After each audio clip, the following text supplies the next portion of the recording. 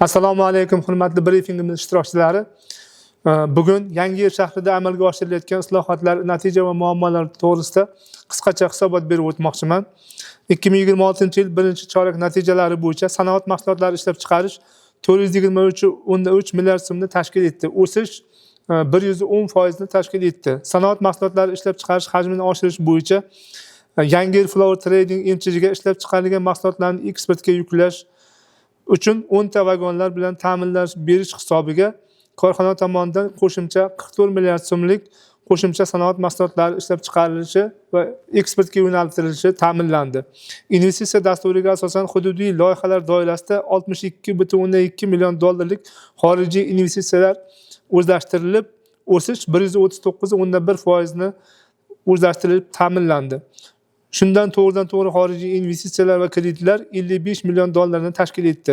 Shuningdek, 12 ta loyihalar ishga tushirilib, 102 ta yangi ish o'rinlari yaratildi.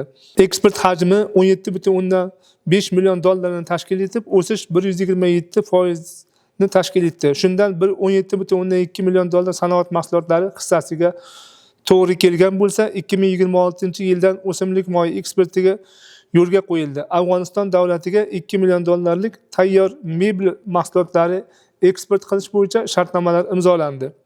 Soliq tushumlari bo'yicha 18.8 milliard so'mlik soliq tushumini ta'minlab, 139% prognoz rejaga nisbatan oshirib bajarildi. Soliq tushumlari bo'yicha 18.8 milliard so'm tushum ta'minlanib, belgilangan prognoz rejaga nisbatan 139% ga ta'minlandi. Tushumlar o'tgan yilning mos davriga nisbatan 158% ga oshig'i bilan bajarilishi ta'minlandi. Jami 520 nafar 6 oylik rejaga nisbatan 92.7% aholi daromadli mehnat bilan ta'minlandi. Jumladan investitsiya loyihalarini ishga tushirish orqali 127 nafar, xizmat ko'rsatish va tadbirkorlik sohasida 154 nafar, qurilish sohasida 33 nafar, moliyaviy qo'llab-quvvatlash va bo'sh ish o'rinlariga joylashtirish orqali 204 nafar aholining bandligi ta'minlandi. 1858 nafar aholi tadbirkorlikka jalb etildi.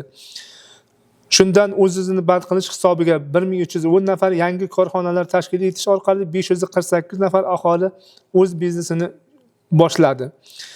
2026-yil yakuniga qadar sanoat mahsulotlari ishlab chiqarish hajmini 110.8% ga yetkazish, sanoat mahsulotlarini ishlab chiqarish hajmini oshirish bo'yicha umumiy loyiha qiymati 220 million dollarlik 12 ta yangi sanoat loyihalarini ishga tushirish va mavjud sanoat mahsulotlari ishlab chiqarish korxonalarini to'liq quvvatda ishlashini ta'minlash orqali sanoat mahsulotlari ishlab chiqarishga qo'shimcha 457 milliard so'm hajm oshishiga ta'minlanadi.